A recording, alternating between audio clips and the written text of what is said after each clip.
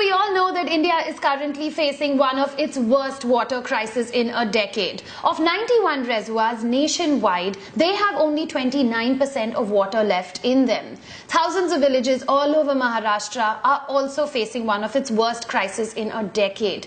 They're depending solely on water coming in from tankers, donations and charities. South India, in fact, is worst off. Reservoir levels over there are almost at 20%. But you know what? This is happening the world over. Brazil faced one of its worst water crises in 2015, with China, Syria, Pakistan, Turkey, California, Africa not far behind.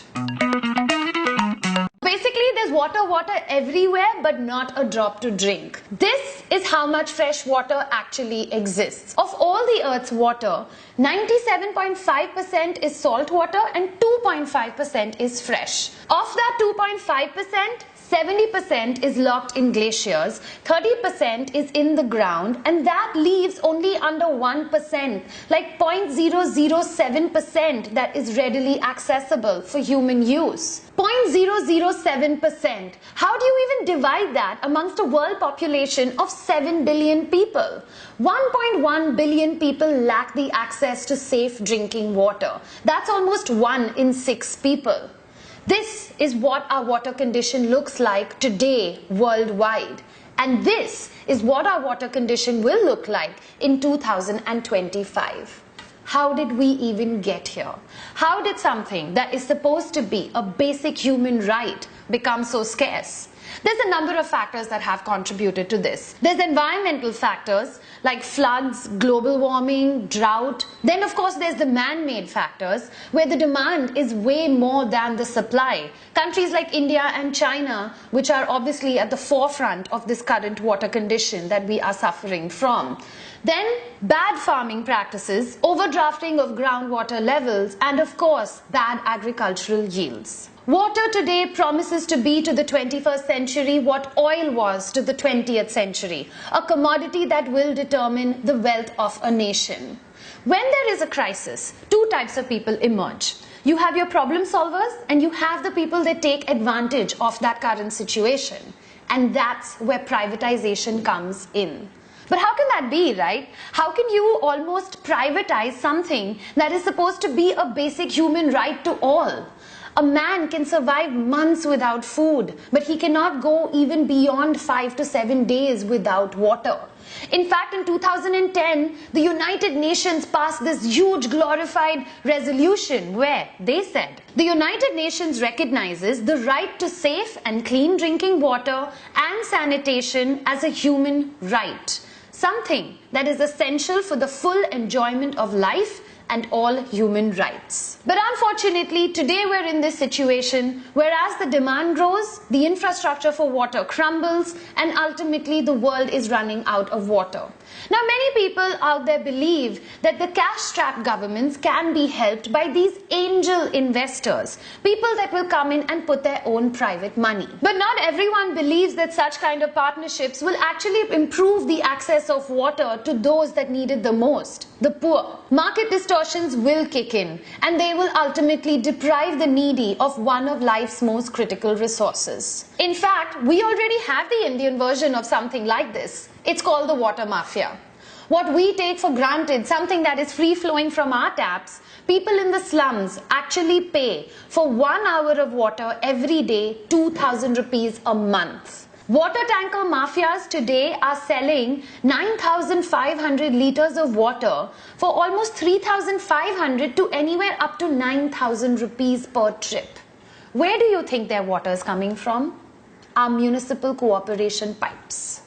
In fact, California also has another sophisticated version of this. It's called a water bank, where big companies are buying water. But wait a minute, I just told you that California doesn't have any water. So what they're doing is they're buying something that is called as paper water.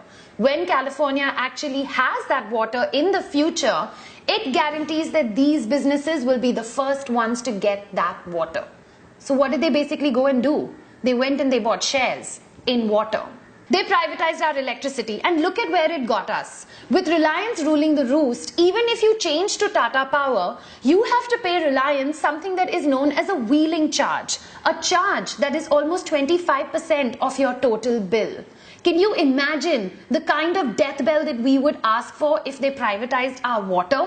Our government claims that almost 45% of water gets lost because of leakages. Leakages that are taking place because of old drainage systems, systems that they don't have the money to fix or the will to do so.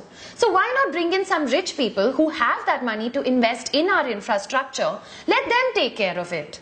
If they take care of it, rich people will have water.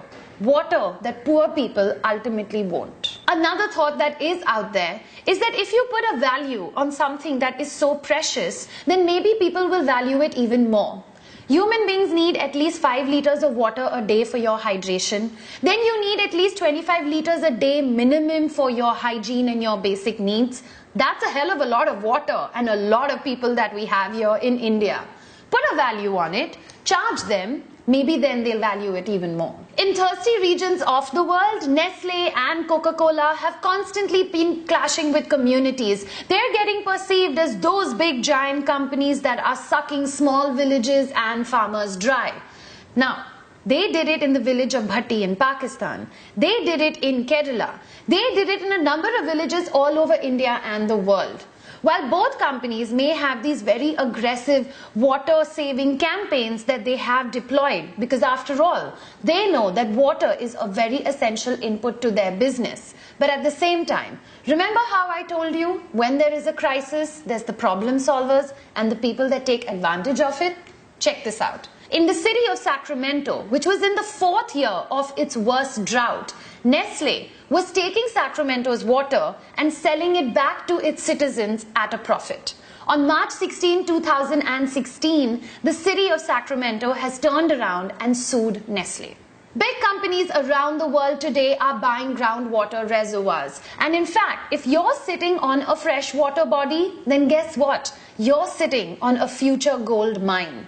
Big companies, they don't care about the environment. They don't care about human rights. All that they care about is profit. In fact, even the CEO of Nestle turned around and said this: water is not a human right. It needs to be privatized. Think about it. Aquafina belongs to Pepsi, Kinley belongs to Coca-Cola, and today you will spend anywhere between 12 to 20 rupees for a liter of water. Why is it that Americans are coming onto our soil, taking our water, filtering it and selling it back to you? If you read the label carefully, it doesn't even say mineral water. It says packaged drinking water. What happened to that good old water bottle that your mother used to pack and give to you when you left for school? Why can't we take water from home every time that we step out? As a country, can you even imagine the amount of plastic that we are generating? So now that you have all this information, what you can do is that you can help by sharing this video. Try and bring about an awareness of what is actually going on. Yes, water will be the next gold. I'm releasing this video very close to like the end of May, and the monsoons are around the corner. We just might have one of the heaviest rainfalls that we've ever seen in the last 5 years. There might be floods, but that will not help increase the groundwater levels. One good monsoon will not solve this problem. The problem still persists. And if this problem persists, then slowly the world will get divided into 2 halves. The water haves and the have-nots. There will be the winners, Canada, Alaska, America, and there will be the losers, India, China, Syria, Turkey. These will be people that will be different from the oil conflict of the 20th century. But what you will have is that a divide will take place. A divide where you will have those people that can afford to have these resources of water, and all these people that will be left fighting over these limited resources of water. Ultimately, we all will go to war. If you've seen the Oscar-winning movie The Big Short, the lead character, Michael Burry, he was the one that actually predicted the Wall Street meltdown that would take place 5 years before it actually took place. Today, that man has left gambling in all stock markets and he is invested heavily in water.